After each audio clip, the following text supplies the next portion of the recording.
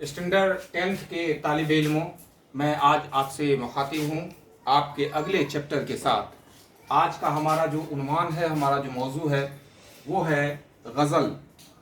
और गज़ल जो आपके निसाब में शामिल है वो उर्दू के बड़े ही मशहूर मारूफ और जिसे शहंशाह तग़ज़्ज़ुल भी कहा जाता है, मीर तक़ी मीर की तख्लीक़ है। ये हमारे निसाब में शामिल ये गज़ल। हम मीर तक़ी मीर के का तारुफ़ आप किससे पेश करेंगे बाद में। उनकी पैदाइश 1722 ईस्वी में अकबराबाद में हुई थी और जो आगरा उस वक्त कहलाता था और वही राजधानी हुआ करती थी। बहुत ही कस्मा पुरसी में उनकी ज़िंदगी गुजरी है। बचपन में ही 10 साल की उम्र थी तो उनके वालिद का इंतकाल हो गया था। बचपन से ही उनको शायरी का बड़ा शौक़ था और इतने बड़े वो शायर हुए कि मिर्ज़ा असदुल्ला खां गालिब जैसे उर्दू के मशहूर शायर, उन्होंने उनकी तारीफ़ फरमाई कि हैं, ये ख़ुद तो अपनी तारीफ़ वो फरमाए थे कि हैं और भी दुनिया में सुखनवर बहुत अच्छे, कहते हैं कि गालिब का है अंदाज़ बयां। और ये गालिब ने अपने ताल्लुक़ से ये शेर कहा था, लेकिन उनका दूसरा अलग मिसरा था कि सुनते हैं कि अगले ज़माने में कोई मीर भी था, गालिब ने फरमाया था। तो मीर तक़ी मीर के अदब में जो खिदमात रहे हैं, उन खिदमात का एतराफ़ मिर्ज़ा असदुल्ला खां गालिब जैसे शायर ने भी किया है। हम इनके ऊपर मज़ीद गुफ्तगू दूसरे नशिस्त में करेंगे।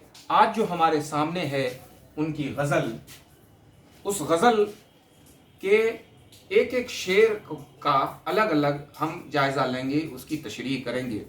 आज हम पढ़ते हैं कि उन्होंने जो गज़ल लिखा उसका पहला शेर है कि हस्ती अपनी हबाब की सी है, ये नुमाइश सुराब की सी है।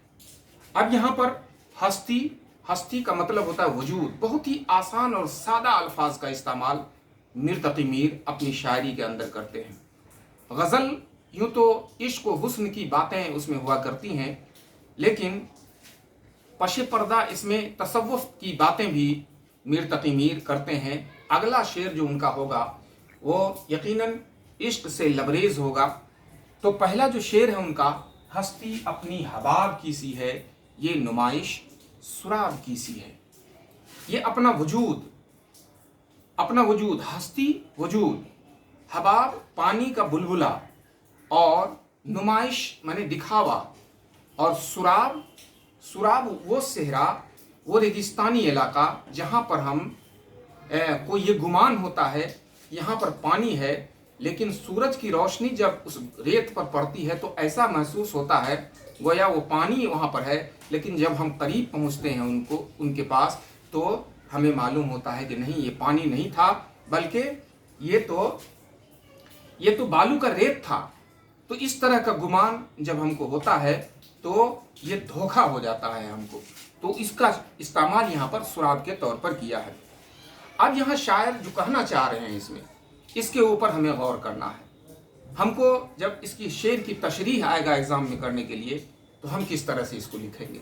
हम लिखेंगे मुंदरजा बाला शेर हमारे निसाब में शामिल शायर मीर तक़ी मीर के गज़ल से अखज़ किया गया है। ये उनके मतला का शेर है। मतला गज़ल के पहले शेर को बोलते हैं। तो ये उनके मतला का शेर है और इस शेर में इंसान की हकीकत और इंसान की हैसियत को मीर तक़ी मीर बताने की कोशिश करते हैं। कहते हैं कि इंसानों, ए लोगों, हमारी हैसियत, हमारी हकीकत क्या है, एक पानी के बुलबुले की तरह है।